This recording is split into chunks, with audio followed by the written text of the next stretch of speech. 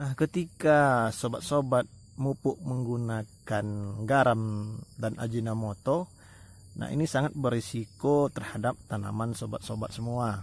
Karena kalau sobat berikan garam dan Ajinomoto itu dengan dosis yang berlebih, ini akan menyebabkan tanaman sobat-sobat semua keracunan, ya. Karena dalam garam dan micin itu atau Ajinomoto itu hanya terdapat unsur mikro, yang mana unsur mikro itu hanya dibutuhkan oleh tanaman dalam jumlah yang sedikit.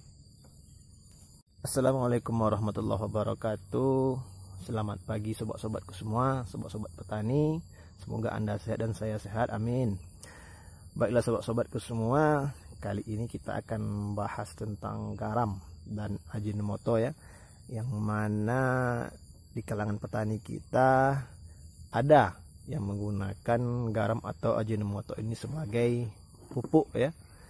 Nah, sobat-sobatku semua, di mana manfaat garam dapur ini dan Ajinomoto ini ialah sebagai bumbu masakan, ya sobat-sobat semua. Nah, ada sesuatu yang kontroversi di tengah-tengah petani kita maupun di tengah-tengah media sosial atau di YouTube, ya, di mana ada yang setuju dan ada yang tidak setuju dalam menggunakan garam dapur atau Ajinomoto ini sebagai pupuk. Nah, sobat-sobat semua, yang saya ketahui di dalam garam dapur dan Ajinomoto ini ada dia unsur mikro, ya, yang mana dia berbentuk natrium dan klor, ya. Nah, unsur mikro ini sebenarnya hanya dibutuhkan oleh tanaman dalam jumlah yang sedikit, ya. Nah, apabila ini kita berikan pada tanaman tidak sesuai dengan takarannya, tentu saja ini akan mengakibatkan tanaman kita akan kelebihan unsur mikronya. Saya juga banyak melihat kawan-kawan di sobat-sobat di dunia maya ini banyak juga yang membuat konten-konten tentang penggunaan garam dan Ajinomoto sebagai pupuk, yang mana garam dan Ajinomoto ini mereka gunakan sebagai pupuk untuk tanaman sayuran, ada yang ke tanaman bunga hias, ya, ada yang tanaman-tanaman perkebunan dan tanaman-tanaman yang lainnya. Oke sobat-sobatku semua, kalau menurut saya garam dan Ajinomoto ini bisa kita gunakan sebagai pupuk, tapi tidak mutlak, ya. Karena di dalam garam dapur dan Ajinomoto sendiri tidak ada kandungan pasti berapa dosis yang harus kita berikan untuk tanaman kita tersebut. Takutnya nanti kalau kita berikan pada tanaman dengan dosis yang berlebih, itu akan merusak tanaman kita sendiri. Apalagi di dalam garam dan vetsin itu hanya terkandung dua unsur mikro, yaitu natrium dan klor, ya. Itu hanya unsur mikro sobat-sobatku semua, bukan unsur makro, ya. Unsur mikro itu hanya sedikit yang diperlukan oleh tanaman kita. Nah, sebenarnya kan kita semua sudah tahu pupuk-pupuk yang dibutuhkan tanaman kita itu sudah banyak dijual di outlet pertanian, di tempat-tempat saudara tinggal, sobatku tinggal. Unsur-unsur hara yang dibutuhkan oleh tanaman itu kan sudah jelas semuanya. Unsur hara esensial itu ada unsur hara makro dan unsur hara mikro, sobat-sobatku semua. Unsur hara makro itu unsur hara yang dibutuhkan oleh tanaman kita dalam jumlah yang banyak, ya. Kalau kita sudah memenuhi unsur hara makro ini, nah ini sudah cukup untuk memberi makan tanaman kita itu untuk tumbuh, ya sobat-sobatku semua. Nah, tentunya kalau kita ingin tanaman kita itu tumbuh dengan maksimal, berkembang dengan maksimal, tentunya kita juga harus memenuhi unsur hara mikronya, sobat-sobatku semua. Nah, unsur hara makro itu kan sudah jelas ada di pupuk NPK namanya, ya. N itu nitrogen, P itu fosfor, dan K itu kalium. Nah, sini sudah jelas sobat-sobatku semua. Unsur hara makro yang lainnya, itu unsur hara yang sekundernya, ya, ada kalsium, magnesium, dan fosfor, ya. Sementara yang unsur hara mikronya itu kan ada boraks, boron, ya, ada Fe, mangan, natrium, klor, dan lain-lainnya.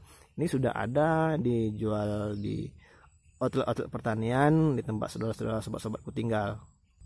Nah, kalau sobat-sobat ingin menambahkan nutrisi-nutrisi yang lainnya, yang selain dari kimia, nah sobat-sobatku semua tidak perlu menggunakan garam dan Ajinomoto ini.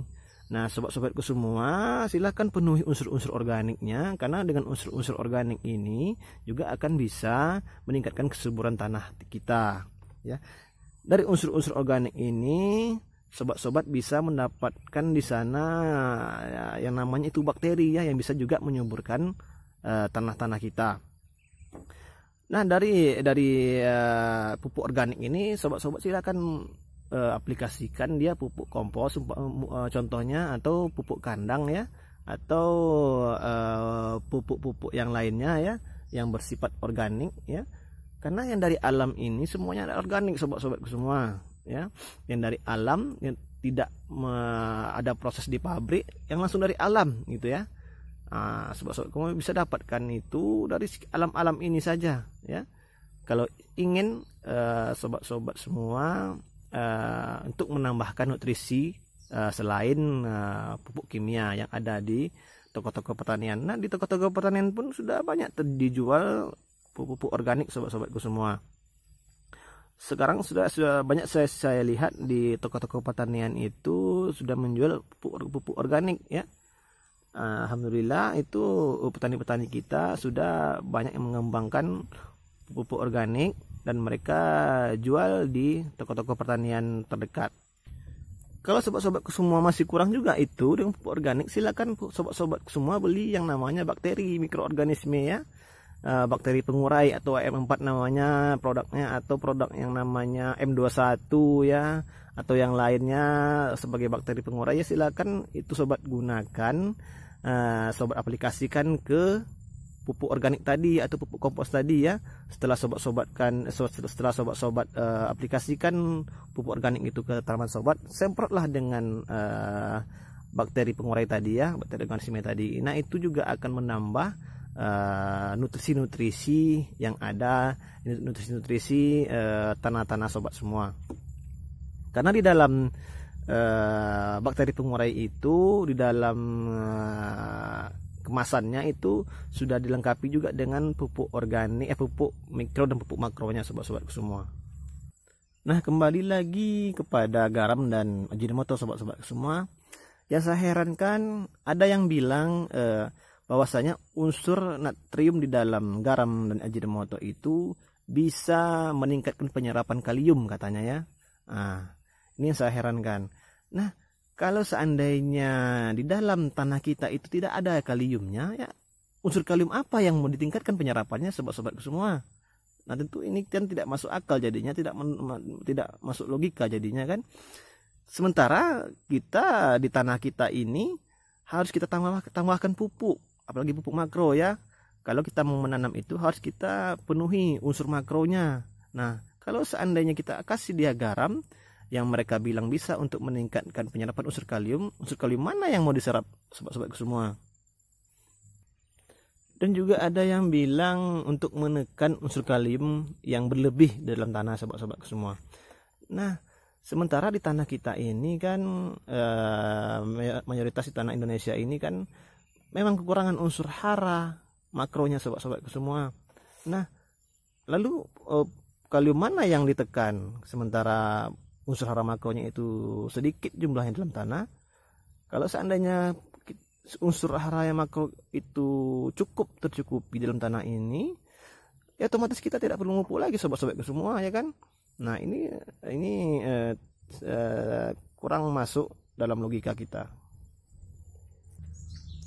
Nah, di dalam garam itu juga ada yang namanya unsur mikroklor sobat-sobatku semua. Nah, kalau ini tidak sesuai dosis, ini akan berdampak kepada ditekannya unsur penting yang lainnya oleh klor tadi. Nah, kalau ini bisa terjadi, tentunya ini bisa merugikan, bukan malah menguntungkan, tapi merugikan, karena unsur penting ditekan oleh unsur mikro ini jika dia berlebih dalam tanah itu. Apa unsur ditekannya, unsur penting itu? Yaitu ada yang namanya nitrat dan sulfat sobat-sobat semua ya.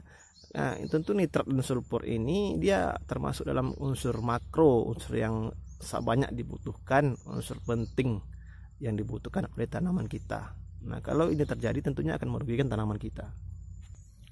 Tetapi dari sisi positifnya tentunya garam dan Ajinomoto ini juga ada dampak positifnya untuk tanah kita. Nah, satu lagi sobat-sobat semua yang harus kita perhatikan, bahwasanya garam yang memiliki kandungan natrium dan klor itu ya bukan garam yang sudah diolah pabrik ya sobat-sobat semua, karena garam yang sudah diolah pabrik itu sudah melalui pemurnian sobat-sobat semua. Tentunya kandungan di dalam garam itu, kandungan haranya tadi tentu sudah berkurang sobat-sobat semua.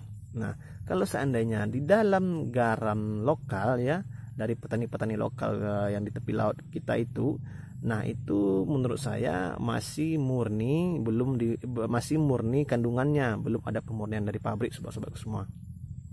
Nah, dari posisi positif penggunaan garam ini, dari beberapa literatur yang saya lihat, itu manfaat-manfaat dari garam ini itu bisa menetralkan tanah yang masam dan tanah yang alkalis sobat-sobat semua ya. Nah, bisa juga untuk untuk mengaktifkan mikroorganisme yang ada dalam tanah sobat-sobat semua. Dan ada juga untuk mematikan bakteri ya, bakteri jahat yang ada dalam tanah itu yang bisa membuat tanaman kita itu menjadi sakit. Nah, itu beberapa manfaat positifnya, dan ada juga manfaat-manfaat yang lainnya sobat-sobat semua. Nah, sobat-sobat semua, itu dulu yang bisa kita bahas.